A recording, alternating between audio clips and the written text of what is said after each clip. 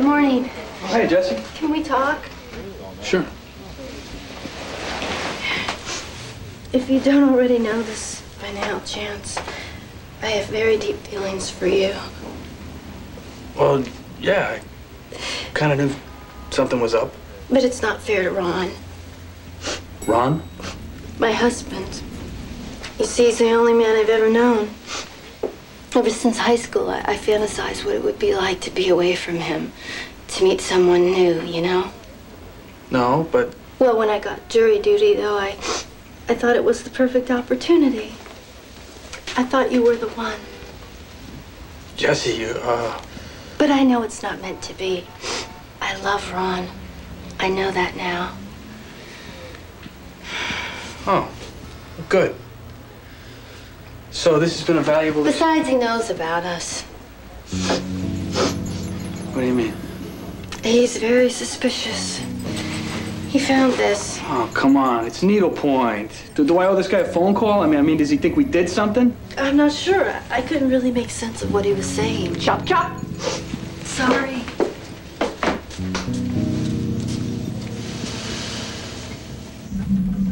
I wish all bad guys were as photogenic as Harold Gunderson.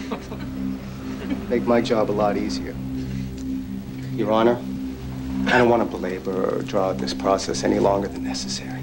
Appreciate it, Mr. Gold, greatly. Therefore, the state calls our final witness, Stephen A. Medavoy.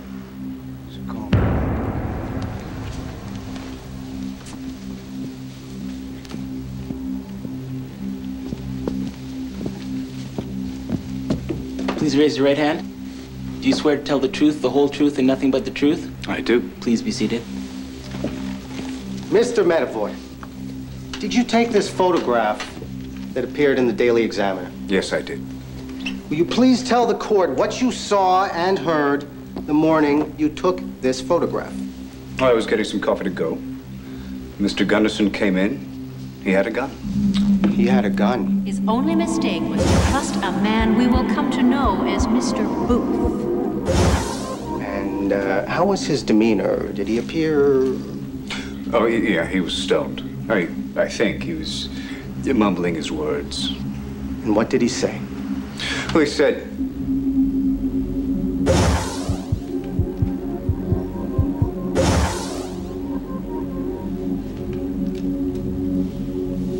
Mr. Medavoy? He said to the clerk, "Give me the money or I'll shoot." Thank you. Your Honor, I have no further questions for this witness. Witness dismissed.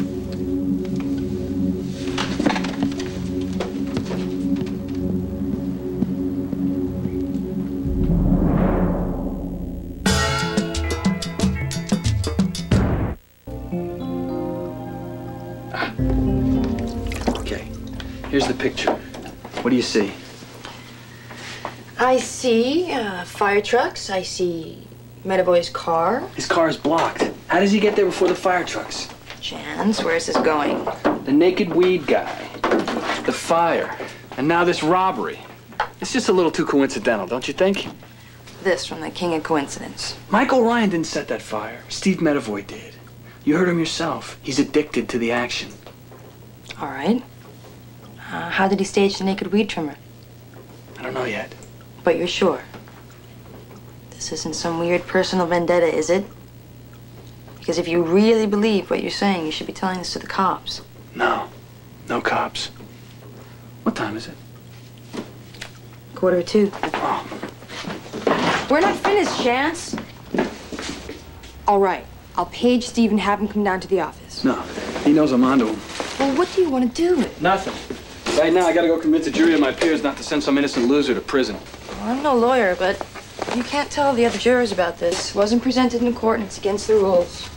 Whose rules?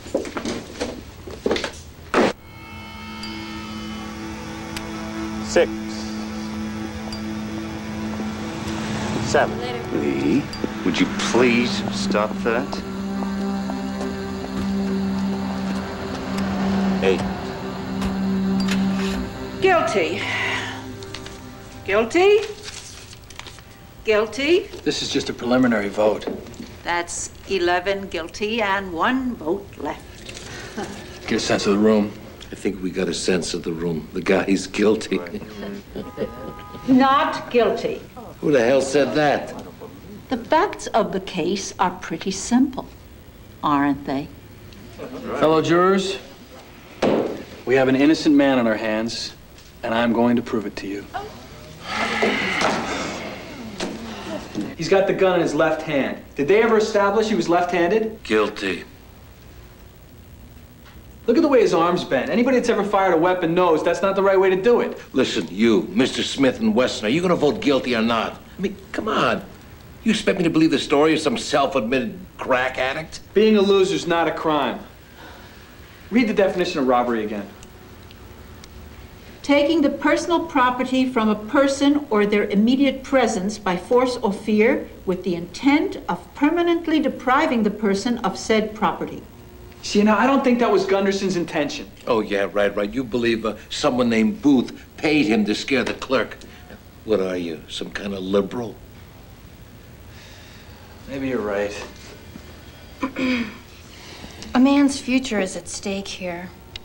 If one of us needs to take a little more time to be sure, I, for one, am willing to let that beautiful man take all the time he needs. Easy, Five. Don't think the rest of us don't know what's going on between you and number 4.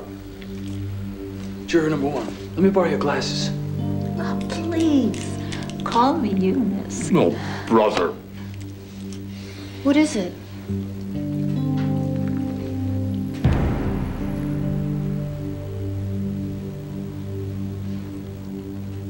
Ladies and gentlemen, if you would indulge me one last time. Oh, you gotta be kidding. Eunice, use your glasses and look into the reflection in the shoplifting mirror. Bearing in mind the definition of robbery and the notion of reasonable doubt, let me tell you the story of a crack addict and a wayward photographer we'll call Booth. Hello. Audrey, hi, it's Steve. Listen, can I meet with you? I don't know, Steve. There's a lot going on. There's some questions about the warehouse fire. Yeah, I know. I'm headed down there right now with the arson investigators. Why don't you meet us? Okay, I'll come down. Okay, listen, I think Harper would be very interested too. Okay? Okay. Okay, bye.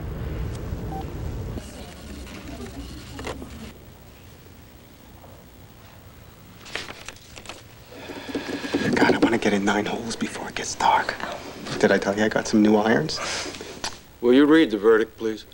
We, the jury, in the above entitled action, find the defendant Harold Gunderson not guilty of the crime in violation of Penal Code 211. Excuse me? Not guilty.